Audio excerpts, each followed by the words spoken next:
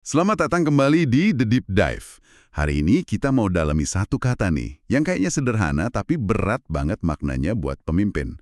Akuntabilitas. Betul. Tanggung jawab ya pada dasarnya ya. Iya, gampangnya sih gitu. Tapi apa sebenarnya arti tanggung jawab itu pas kita lagi di puncak, terus tiba-tiba ada krisis gede, atau harus ambil keputusan yang, pahit banget?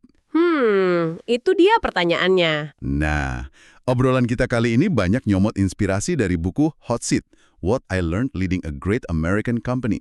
Penulisnya Jeff Immelt, mantan CEO General Electric. J itu loh. Iya, Immelt. Penggantinya Jack Welch kan? Betul. Dan buku ini tuh kayak ngajak kita ngintip langsung ke dapurnya JE pas zaman-zaman genting.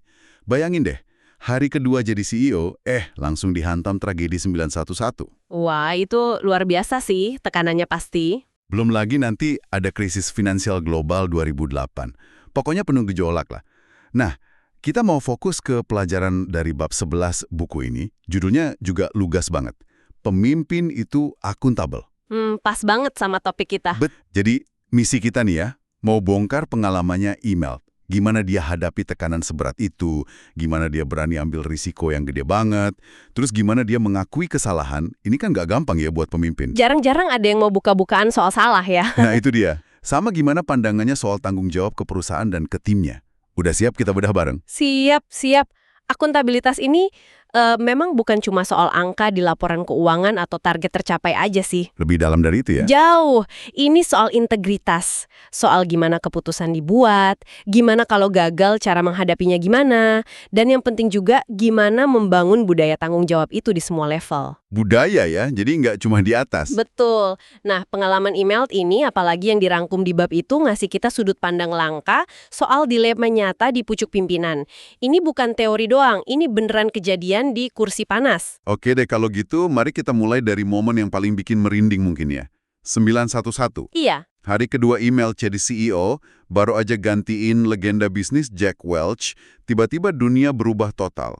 Kalau kita pakai kacamata akuntabilitas nih, apa sih yang paling menonjol dari respons GE waktu itu? Ada beberapa langkah penting yang langsung nunjukin prinsip akuntabilitas itu jalan. Pertama, dan ini menurut saya cukup berani ya, keputusan cepat buat melindungi pelanggan mereka yang paling kena dampak, maskapai penerbangan. Oh iya, kan GE bisnisnya gede di mesin pesawat sama leasing pesawat ya?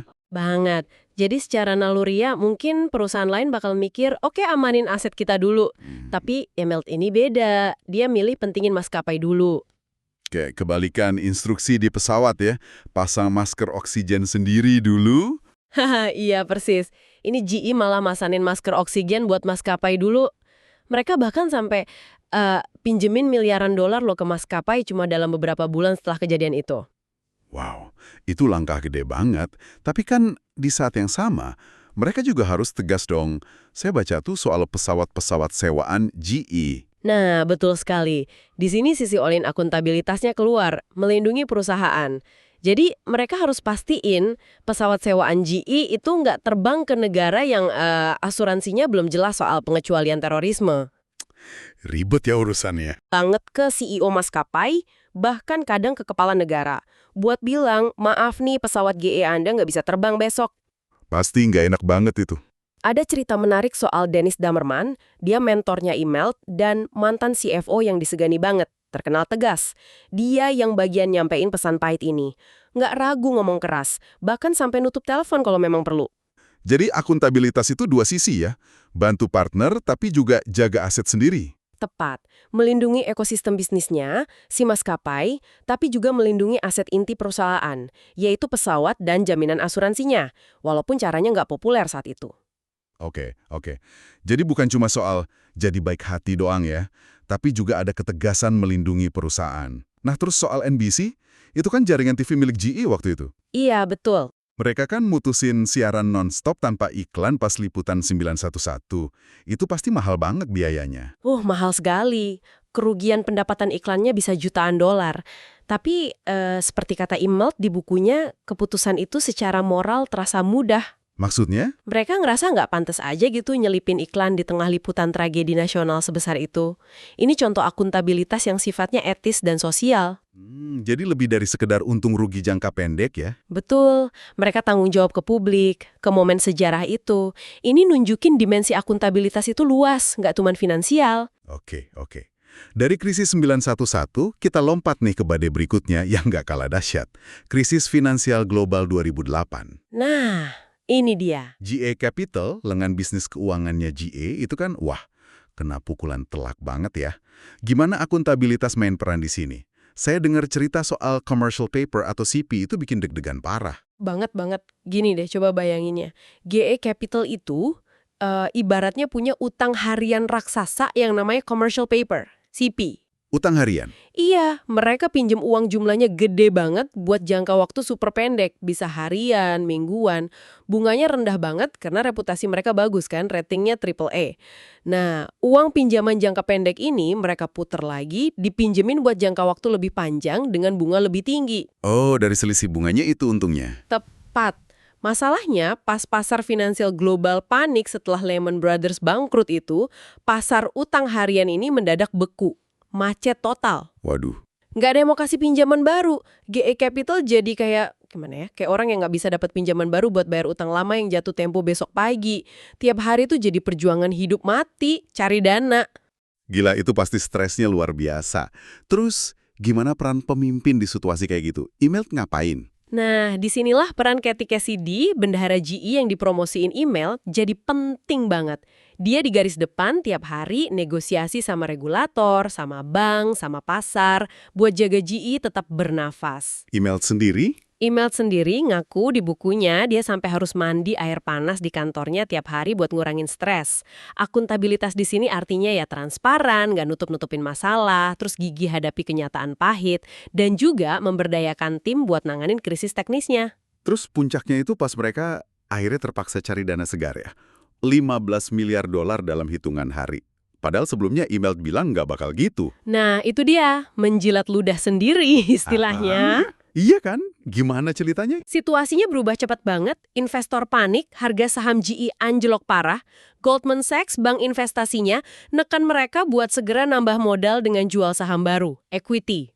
Terus email? Ya, dia harus hadapi dewan direksi, ngaku kalau situasi genting banget, dan merekomendasikan langkah yang tadinya dia tentang. Ada kutipan dari salah satu anggota dewan, Roger Penske, yang bilang, ya udah, ayo kita cari uang itu. Dan berhasil. Luar biasa. Dalam waktu sekitar 24 jam yang super tegang, mereka berhasil dapat 3 miliar dolar dari Warren Buffett, si investor legendaris itu, dan 12 miliar lagi dari pasar saham. Gila, cepet banget. Ini pertaruhan gede banget. Tapi ini bentuk akuntabilitas tertinggi. Lakuin apapun yang perlu buat selamatin perusahaan, meskipun artinya harus ngaku kalau prediksi sebelumnya salah. Dan ada lagi keputusan pahit soal dividen kan, yang katanya ada hubungan sama orang tuanya email sendiri. Iya, ini contoh akuntabilitas personal yang berat banget nih. Email awalnya udah janji ke investor bakal pertahanin dividen GE di tahun 2009. Kenapa dia janji gitu?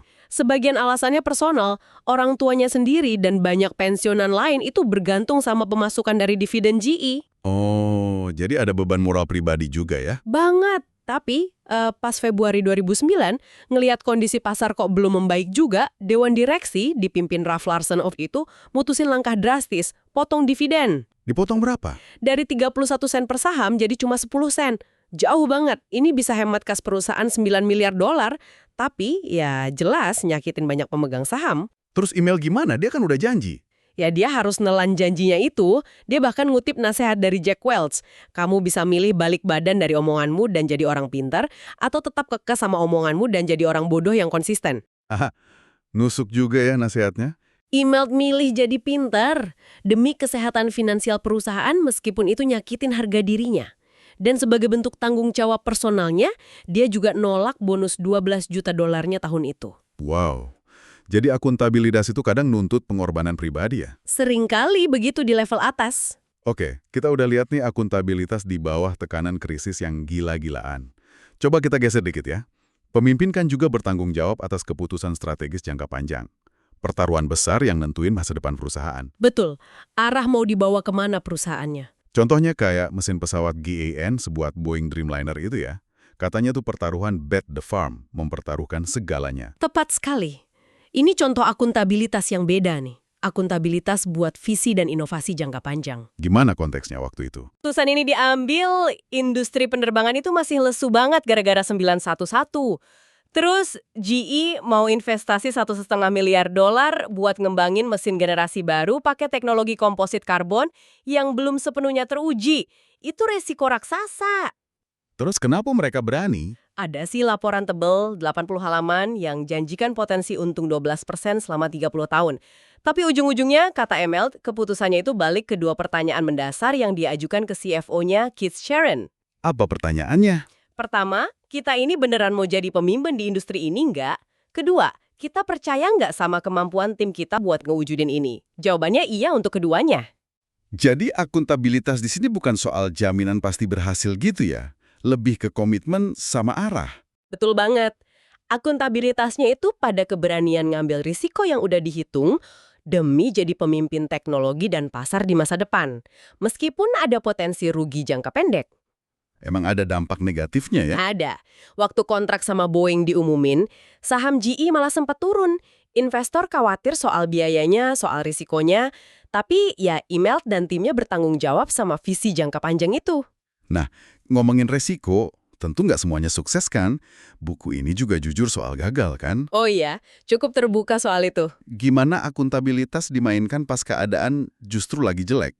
Saya ingat ada cerita soal krisis kompresor kulkas di awal karir Immelt. Ah iya, itu pelajaran mahal banget buat Immelt waktu dia masih mimpin divisi GE Appliances, alat rumah tangga.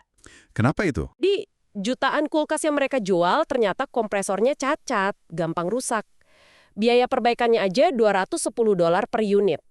Padahal harga jual kulkasnya mungkin cuma ya $400-500 lah. Wah, tekor dong. Banget. Total kerugiannya sampai $500 juta. Angka segitu zaman itu gede banget. Itu jadi write-off, penghapusan kerugian terbesar dalam sejarah GE waktu itu. Terus gimana rapatnya sama Jack Welch? Pasti ngamuk ya? Di buku digambarin brutal banget. Welch marah besar, teriak-teriak, bahkan ada cerita ancaman mau lempar orang keluar jendela. Serem ya? Wah, terus pelajaran akuntabilitasnya di mana dong kalau gitu? Nah, justru pelajarannya datang dari cara Welch, sang CEO, nanganin krisis itu di depan publik dan internal. Meskipun di dalam ruangan marahnya meledak-ledak, secara publik Welch itu memiliki masalah itu. He owns the problem. Maksudnya gimana tuh? Memiliki. Dia nggak buang badan, nggak nyalain timnya habis-habisan di depan umum. Dia hadapi kritik media, kritik pasar dengan solid. Dan yang paling penting, dia rela korbanin profit jangka pendek, biaya perbaikan $500 juta itu kan gede banget, demi jaga kepercayaan konsumen buat jangka panjang. Oh, jadi itu intinya? Iya. Immelt belajar dari situ, bahwa inti akuntabilitas pas gagal itu, jangan ngeles, jangan cari kambing hitam. Hadapi, akui, dan ambil tanggung jawab buat perbaikin, meskipun sakit rasanya. Pemimpin sejati itu memiliki masalahnya. Menarik, menarik. Dan Immelt sendiri pas udah jadi CEO juga secara terbuka ngakuin beberapa kesalahan strategisnya kan? Betul. Di bagian akhir bukunya dia cukup reflektif soal ini. Dia nyebut beberapa penyesalannya. Apa aja tuh contohnya? Dan gagalnya deal merger sama Honeywell. Dia waktu itu terlalu main aman, jaga stabilitas, loyal sama warisan Welch. Akibatnya, GE Capital jadi tumbuh kegedean dan malah jadi sumber masalah utama pas krisis 2008. Masuk akal. Yang kedua? Kedua, dia ngerasa kurang berhasil ngembangin cukup banyak pemimpin muda yang siap megang tanggung jawab P&L, profit and loss. Maksudnya, tanggung jawab penuh atas untung rugi satu unit bisnis. Dia bilang harusnya ada 10 orang sekelas Lorenzo Simonelli yang nanti jadi CEO GE Oil and Gas di kelompok usia yang sama.